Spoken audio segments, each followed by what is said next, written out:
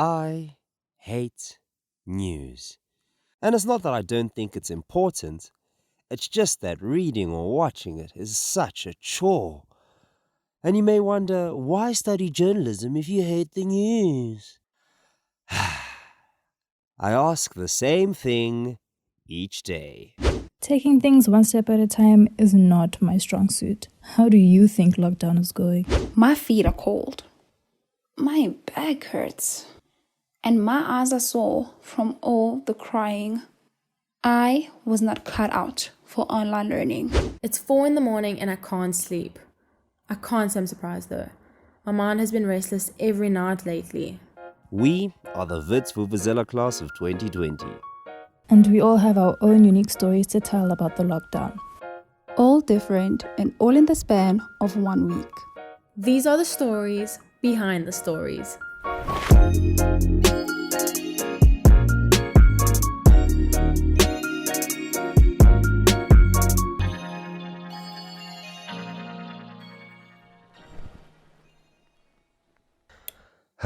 It's 5 a.m. and I'm up just to write an article. And it's the same old story. Tshepo gets an assignment. Tshepo chills until the week before it's due. And now Tshepo is up at 5 to make up for lost time. I hate news. Not that I don't think it's important, but it's just such a chore to read it and to write it even twice as much. But if you hate news, why study journalism? Yeah, I ask this every single day. I ask myself to get inspired, to remind me why I started this degree in the first place. If you can't tell by my voice already, that sounds like I have Woolies water on tap. I am a massive sports fan. With the dream of being a sports superstar out of the question, the next best thing is commentary, right? Long story short, I found myself doing commentary at One World Sports Radio, and they were like, "My man, get a journalism degree." And I was like, "Cool, I'll see you when I'm done." I mean, how could I refuse? There's a dream in the making here, folks. I can just imagine it. It's the last ball of the World Cup final. Quinton de Kock is at the striker's end and South Africa need just 6 off the last ball.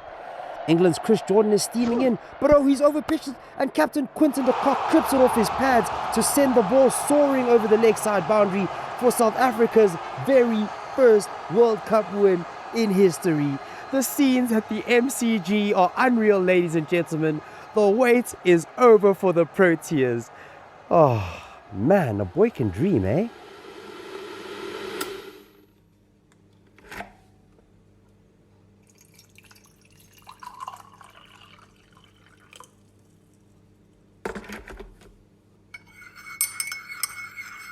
Today is a good day, but slightly slow. I'm not really sure if it's just me or it's the week, but things seem to be moving really slowly. It's been however many weeks in lockdown and the days are all meshing together and I'm literally just taking every day as it comes. Not in a depressing way, but I think I've kind of stopped hoping for the end of the pandemic. I don't check my news app as religiously as I did. I'm not keeping up with statistics. I'm spending less time on social media. It just doesn't feel like I'm going to gain anything. One could say I'm making peace with the fact that we don't know where this is going, and I'm tired of guessing. But as a person who constantly wants to know where they're headed and what to expect next, this feels like a pretty sad conclusion to come to. In other news, I had 3 interviews lined up today. However, the first one isn't happening because my source is up in the mountains and has bad network, which makes no sense to me because why are you in the mountains during a pandemic? And then he has the audacity to post a picture of the view from the mountain and caption it, "Spontaneous adventures." Why are you there and not where you said you would be? People can be so unreliable sometimes. Doesn't help that he's my friend. Vetiwe! Ugh, I forgot today's chores. It's exactly 3 minutes just before 6 a.m. And I'm up to catch the last bit of the night owl Wi-Fi at my house. This is me chasing an article deadline for Wits Vuvuzela. But lucky for me, I think I still have about enough time to get it PS-upped. It is freezing. And the only thing keeping me awake at this hour is my cold feet. Working from the dining room is not so ideal. I mean, my back hurts. I don't have a study room, and because I'm still using my brother's laptop since mine doesn't have a charger, I'm kind of forced to work here. His laptop has to be charged in order to function. This is very typical of Acer laptops, so I'm not surprised. Ideally, I'd work from my bed, but you and I both know how that's gonna turn out. So, to avoid missing my deadline, I'm just gonna have to suck it up.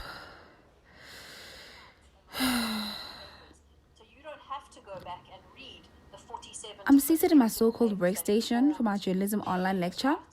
Just when I start talking, my brother starts shouting from the kitchen. The kitchen, hello, is very close to the dining room, aka my working station. Now, apparently he's shocked to realize that our 4-year-old troublesome nephew has went out, outside our yard and onto the streets, even when the gates are locked. Basically, the young man has snuck out to treat himself to some playtime with his friends. Wait, is that my mom just in the background? Online learning is an extreme sport. And not having your own working space, it really makes it worse.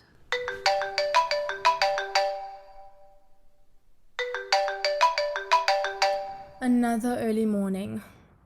There's nothing worse than being jolted up by your alarm and suddenly pulled away from dreamland. I was just lying on a beach in Bali. But I guess it's time to get my little sister ready for school, or more accurately, her day of Zoom lessons.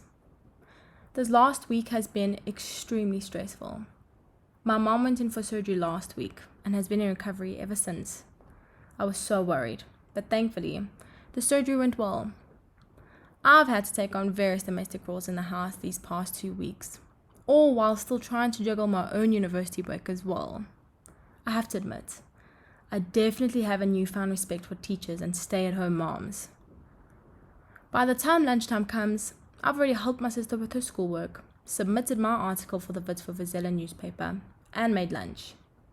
And now, it's on to my next mission, grocery shopping. Although grocery shopping is never a pleasant activity, the lockdown has made it even more dreadful than before. It was surprisingly unproblematic though, but as soon as I return home, the sudden urge to panic comes rushing in. I realized that if I somehow got infected, I'd be infecting my mom and little sister, and that is the scariest thought of them all. So I immediately jump in the shower. My mom has actually been feeling sick lately. A few days after my mom returned from the hospital, she began coughing and completely lost her taste, which are both clear indicators of COVID. So a few days ago, I took her to go get tested.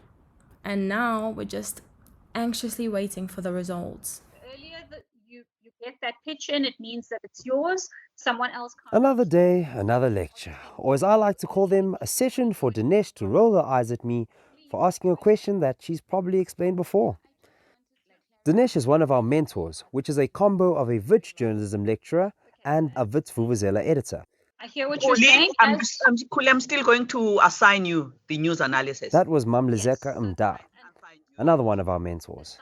She's been striking fear into the hearts of journalism students for 3 years now. Imagine getting an article back from your editor and it has comments in all caps every time. This one time I got a comment that said, "Your sloppiness is hurting my eyes." Yep, that one definitely burned. But I mean, she was right. How could you claim that you've edited your work when you have the same spelling error on 2 separate occasions? As deep as the mentor's comments cut though, I always remember that we're on the same team. They want me to do well and to be a good student. The problem is, I don't even want to be a good student. I just want to talk about sports, bro.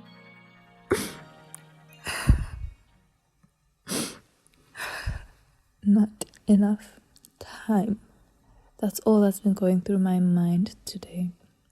Just 10 minutes ago, my dad asked me how my schoolwork was coming along, and I immediately felt the need to burst into tears because I feel like everything is in shambles. My interviews were postponed. I haven't started writing my as told 2 piece. I had to basically rewrite my opinion piece. I haven't done any readings for Friday's media studies lecture because I can't access the library. So, needless to say, I'm feeling like a bit of a screw up. And I know most of it is in my control, and I just need to do one thing at a time, and I'll realize that things aren't that bad. I know that. But I don't feel okay. I don't feel happy. I don't feel in control. And it scares me how out of control things get sometimes. My own emotions take me on their own roller coaster, with things being okay one minute and then completely unmanageable the next.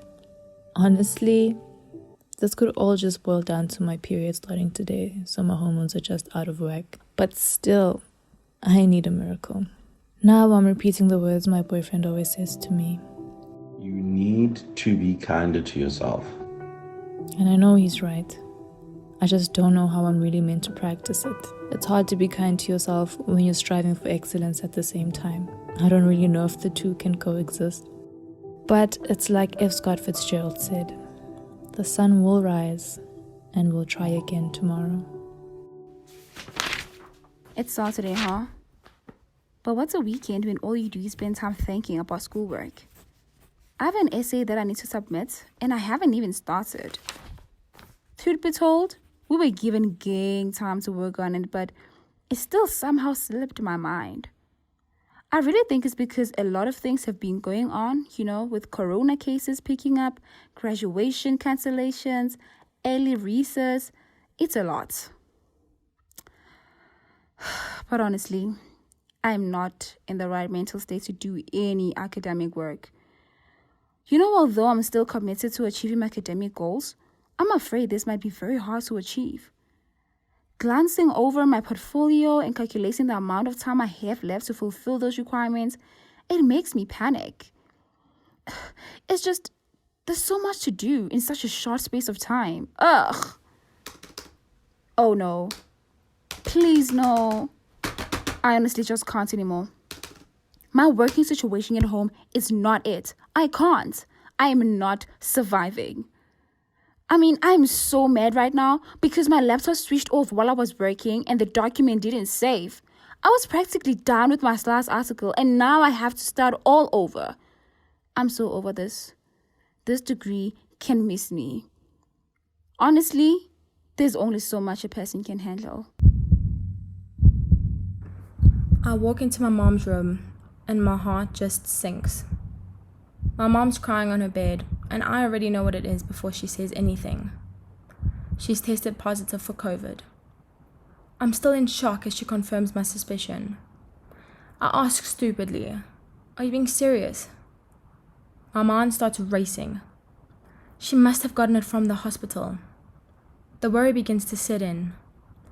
Some people say that it's only a mild cold, but so many have died from this so-called mild cold.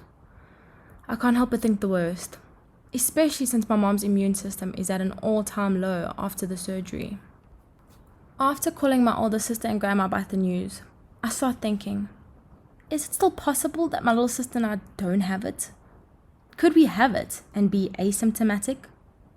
Is it even possible to social distance while living under the same roof? I have so many questions, so many worries. Fast forward to a week later. Our prayers have been answered. My mom is feeling a lot better, and my sister and I have remained healthy and seemingly untouched by the virus. This has been a nerve-wracking week, possibly one of the toughest ones yet. It's been a whirlwind of emotions.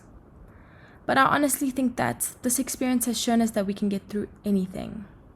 The only emotion I'm feeling right now is thankful. Sure, I thought this day would never end. Somehow I managed to pitch a story, attend a lecture, interview someone, and respond to feedback from a previous article. If I were on campus, I'd be heading straight to the postgrad pub, The Pig. I was really looking forward to getting some drinks with classmates at The Pig. Like a ragtag bunch of journalists trying to find the best stories, but the real story was the friendship they made along the way. Aww. Obviously, the pandemic foiled those plans, but in a weird way, going through the pandemic with this class created a bond of its own. We survived a pandemic and the Wits journalism degree. And for that, I'm grateful.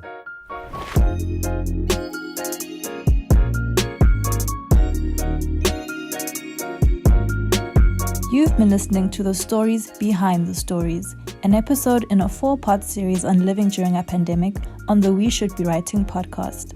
This podcast is a product of the Honours in Journalism and Media Studies program at Wits University in Johannesburg. Our producers were Vetiwe Mamba, Palesa Mofokeng, and Castro, and our editor was Tshepo Thaela. Our theme music was composed by Niall Higgins, and our graphic design was created by Tshepo Thaela. Additional music credits and info are available on our website, which is at witsvuvuzela.com. And for social media, we're at Wits Vuvuzela.